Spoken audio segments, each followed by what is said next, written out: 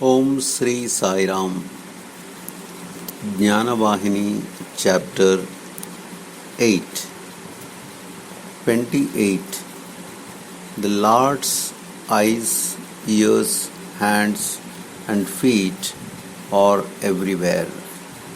You can see without eyes, hear without ears, speak without the tongue, smell without nose, touch without the body, and walk without legs. Yes, and experience without even the mind. For you are the pure essence itself. You are the Supreme Self. You have no understanding of this truth. So you are drowned in ignorance.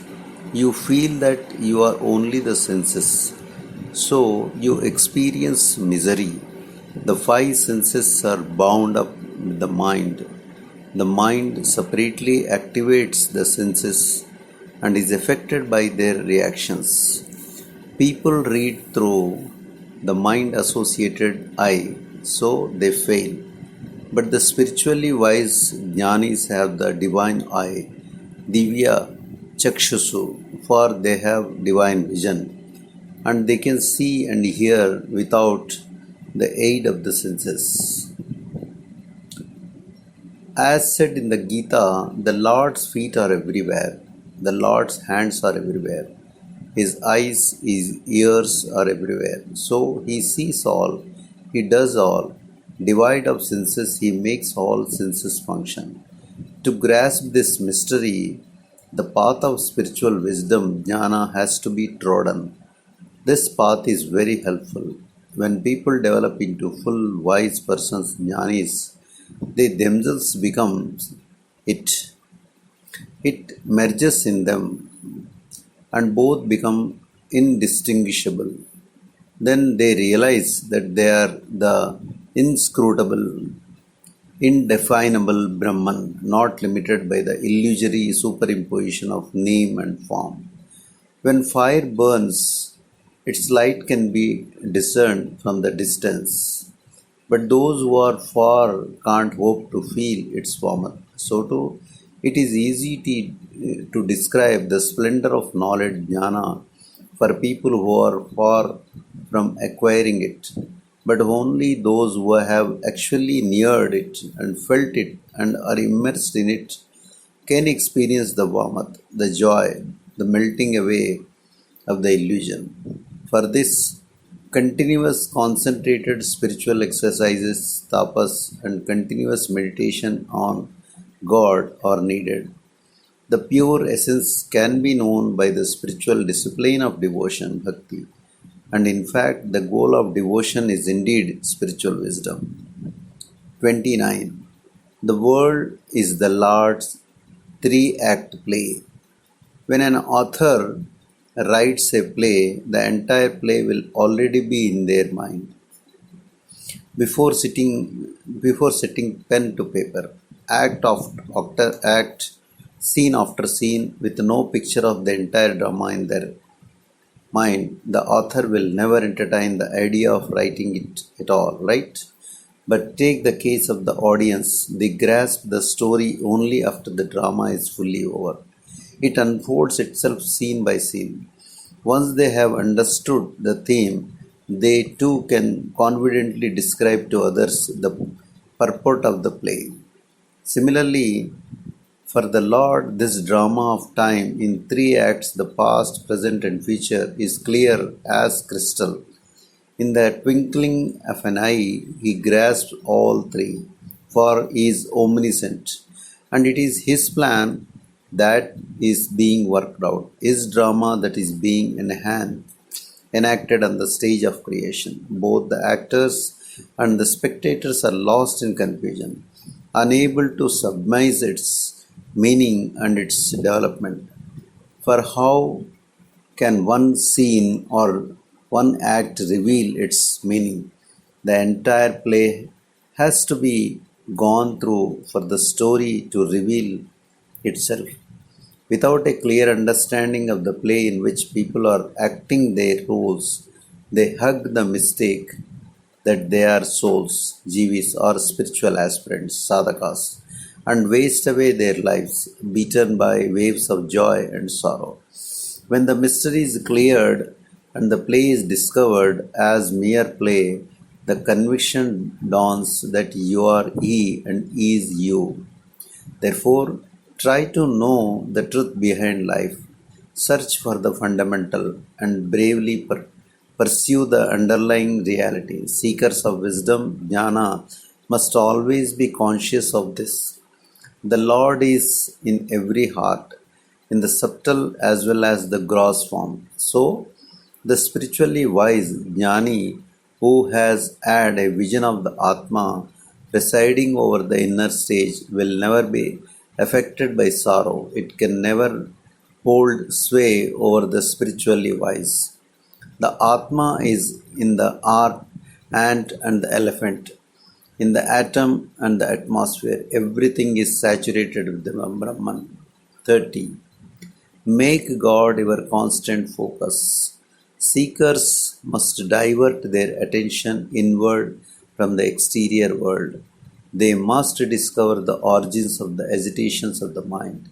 This process will diminish and destroy the activities of the mind, which make them doubt, discuss, and decide. From that stage onward, the acceleration of being Brahman oneself will be constant. This will stabilize the being awareness bliss Satchitananda that arises from the experience. The spiritually wise jnanis can never be affected by joy or sorrow. However big, they will be immersed in the ocean of Atmic bliss, Atma Ananda, blissfully unaware of the world around, far above and behind its coils. This is the discipline called the practice of Brahma Abhyasa. That is to say, the ever present exercise of remembering the basic Brahman of the universe, praying to the formal aspect of that Brahman, speaking of his glory, being in his company, and living always in his presence. That is why the Panchadashi says, thoughts dedicated to him alone, speech devoted to him alone, conversation centered on him alone. This one pointed existence is referred to by the wise as the discipline of spiritual wisdom. Tat chintanam, tat kathanam, anyannam tat prabodhanam, ithat ek paramam, tatpacha jnana bhashyam, vidarbhuddha. This is the lesson taught in the Gita by Krishna. They fix the mind on me. They survive only because they breathe me. They inform each other about me. They talk only of me. They are happy and content with these only. Mat chintaha mat ghata prana bodhyantam parasparam katyantascha mama nityam tushyanti cha ramanti cha. This ceaseless thought of the Lord is also referred to as reflection on Brahman, Brahma Chintana, or cultivation of spiritual wisdom, Jnana Abhyasa, or the Atma Abhyasa. 31. Calm the mind by steady, continuous discipline. The mind pursues only exterior objects, either because of the pull of the senses or because of the delusion caused by superimposing the characteristics of permanence, etc., on the external world. So, the mind has to be brought back to travel to the correct goal again and again. At first, the job is hard. Still, by proper training, all the hesitations can be calmed by the prayerful repetition of Om.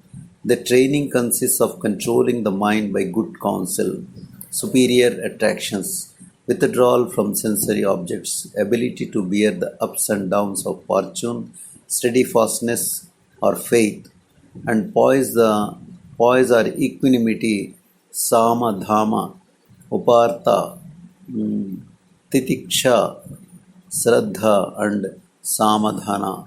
If at least the recalcitrant mind is shown the sweetness of devotional singing bhajan, the efficacy of prayer, and the calming effects of meditation, then it can be slowly turned toward meditation of Brahman.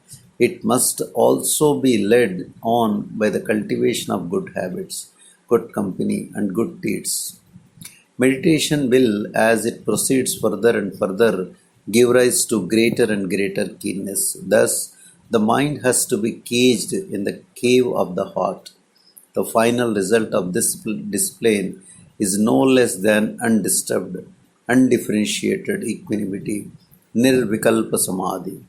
This samadhi is, really speaking, knowledge of Brahman itself, the wisdom jnana that grants release or moksha. The discipline for this consists of three exercises: the giving up of craving, the elimination of mind, and the understanding of the reality. These three have to be cultivated uniformly and with equal ardor, otherwise, success cannot be ensured. No one of them is enough. The instincts and pulses, vasanas, are too strong to yield easily. They make the senses active and greedy and bind the person tighter and tighter, so that the mind won't achieve mastery. Attention has to be paid to the sublimation and subjugation of the senses and the promptings behind them, to the development of self abnegation, and the relentless pursuit of reason and discrimination. When the mind is on, the dawn of wisdom, jnana, is heralded. The aspirant sadhaka has to be ever vigilant, for the senses might recoil any moment, especially when the yogi mixes with the world and worldly. The basic truth must be kept constantly before the mind's eye. Wants should not be multiplied. Time should not be frittered away. No, not even a minute. The craving for one pleasant thing will give rise to another craving for a small, more pleasant thing. Cut at the very root of desire itself and become master of yourself. The renouncing of desire will take you fast to the pinnacle of spiritual wisdom. Liberated people, jnanis, will be unaffected by the joy and sorrow. For how can events produce reactions in them who have wiped out their minds?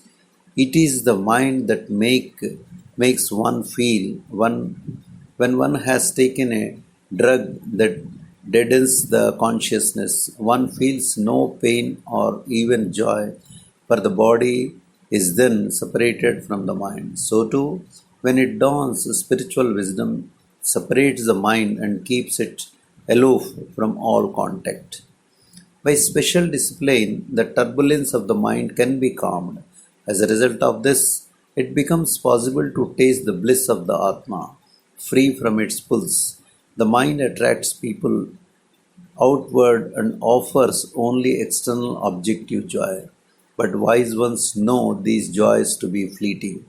The Atma is enough for them to fulfill all their desires for happiness, complete and permanent, so they will have no need for the external world. 32. Worship the great souls who have own wisdom. Liberated people, jnanis, will also acquire some special powers through their beneficent resolutions, their beneficent promptings and purposes. Through these, they can attain whatever they wish. The greatness of the status of the liberated people is indeed indescribable behind your imagination.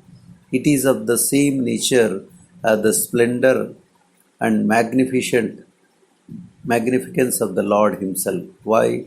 They become the Brahman that they have always been. That is why it is declared, the one who has known Brahman becomes Brahman. Had one attains Brahmanhood, Brahmavid, Brahmaiva, Brahmate, Brahmavid, Apanoti Param. The fact that this world is unreal and that Brahman alone is the real must become patent. Then all impulses are destroyed and ignorance is demolished. The gem of the spiritual wisdom, Jnana, has been stolen by the mind. So, regain the gem by catching the mind. The gem entitles you to the status and dignity of Brahman, which you assume immediately. The great souls who have owned this knowledge of self realization, Atma Jnana, deserve worship. They are holy, for they have attained Brahman, which is the right of everyone in the world, however great or whatever the spiritual discipline, tapas, that is the kingdom they seek, the honor for which they aspire. This is the great mystery, the mystery elucidated in the Vedas, Upanishad, and spiritual texts, Shastras. The solving of this mystery makes life worthwhile. It is the key to liberation. Truth and untruth must be cut apart by means of the sharp sword of spiritual wisdom, Jnana. It keeps the world afar and brings the residence of the Lord within reach. That residence is eternal bliss, Nityananda, the highest bliss, Paramananda, the bliss of Brahman itself, Brahmananda. Jai Sai Ram.